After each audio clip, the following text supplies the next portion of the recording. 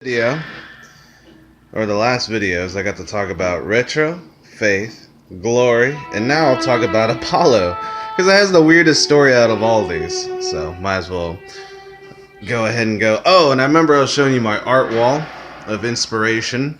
Carolyn Wonderland, one of the most badass female blues, singers and musicians of the world, but most importantly, of Texas too. Houston, Texas, born and raised. If you don't know about Carolyn Wonderland, you need to. But I had this where Harley Quinn was on my wall, and I remember a friend of mine wrote this down one day. We were doing astrology shit, but for me, apparently, I am a genius idealist from the land of the bright ones. So, if you ever want to sound more like a pompous asshole, there you go. But yeah, I figured I'd show you Apollo. Recently I did Apollo in a video on a song called Jam Band, which was a song from my high school days. And essentially it was rewritten, or I rewrote the lyrics to it, but the music itself was composed between me, Brooks Forsyth, and Vincent Walker of the Bonjos, was our high school band. But Brooks never had the lyrics for it, so I remember rewriting them. He didn't like them, and so he never sang them. He made up his own, but I've been playing it the way I've been playing it. And again, like I said, I like using the Dunlop 73, so again, there's your musician's friend's complimentary pick, Yale Street location. So, if you ever need to. Apollo has a really interesting story. I found it on the side of the street. It was like 3 or 4 o'clock in the morning. I was walking through a neighborhood.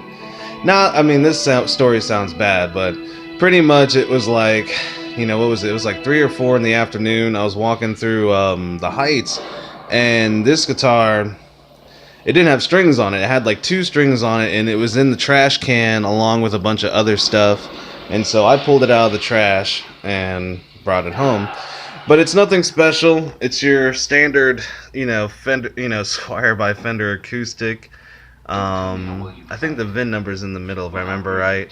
Recently I broke a low E, and what I've done interesting with this guitar is that I've put really low gauge strings on it, and you're probably like, oh, why'd you do that?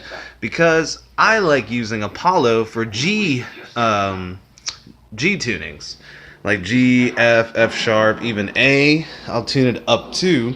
So essentially, instead of having the capo yourself, you can just tune it to G, no different than the Keith Richards aspect of everything.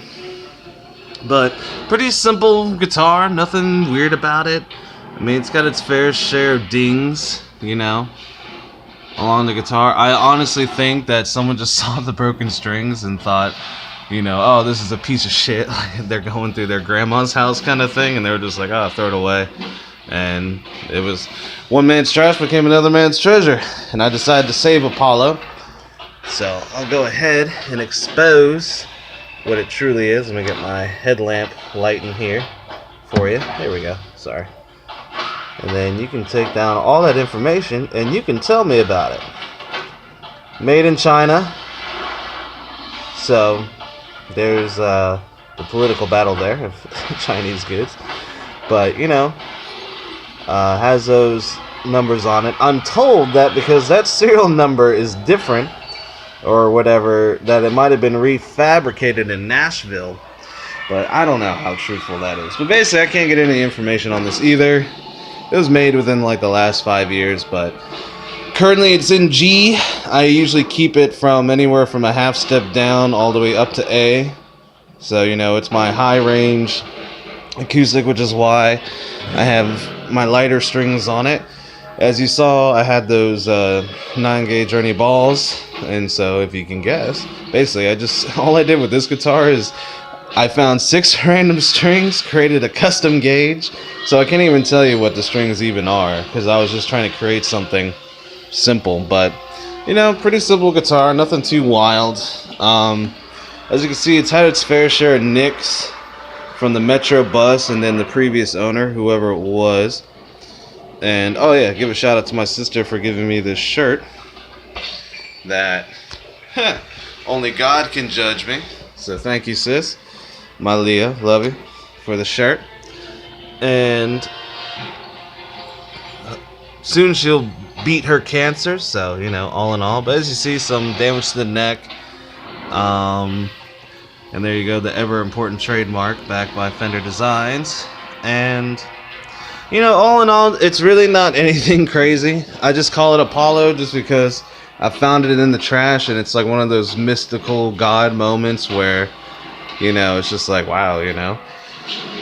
I wasn't needing another guitar, but apparently the universe set foot on it. So I figured, oh shit, if I ever need to teach anyone anything, I got another acoustic to use. And so, but other than that, I keep it in G. And it's just a simple acoustic. I call it, I guess it might be a full dreadnought just because it is wider than retro, but you know, nothing too crazy with it. But you know, just a simple, beautiful guitar that someone was throwing away one day, and I just happened to find it. So, and if you're a musician, free instruments is amazing because people want $1,000 out of you every single time when they find an instrument because they know you're a musician and you'll pay for it. But as my grandfather said, have a million uses for your hands, you'll never starve. So I collect tools. But yeah, this is Apollo, right, Fat Dino? Give him the thumbs up. Yeah, Fat Dino giving us the thumbs up on it. But yeah, this is Apollo, I simply call. And that essentially completes, you know, the collection of my girls in a way. We have Apollo, Faith, and Glory, and Retro. And those are the 4 main ones I use currently. So enjoy.